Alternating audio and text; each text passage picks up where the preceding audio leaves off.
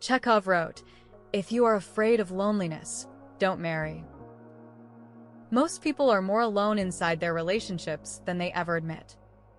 Not all the time, but more than they expected when they started. You share a house, a bed, a calendar full of practical things. You function together quite well. But there are whole rooms inside you that haven't come up in years. Things you stopped mentioning because they didn't land well. Parts of yourself you quietly retired because they made the other person uncomfortable.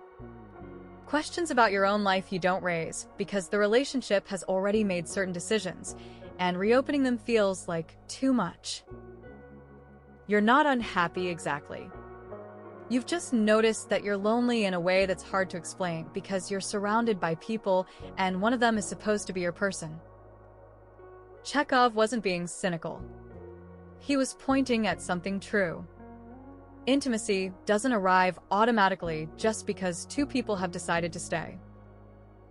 You can be very close to someone logistically and very far from them in the ways that actually matter.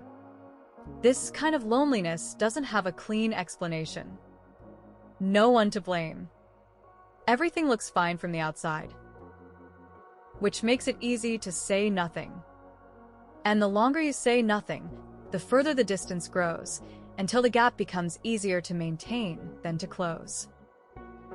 Here's the uncomfortable part. Sometimes the distance isn't something that happened to you.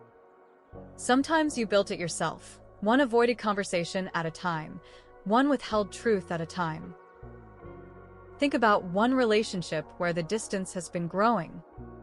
Ask yourself honestly which direction it's been coming from. Share this with someone who knows this feeling but hasn't said so. And follow Bright Futures for more practical wisdom.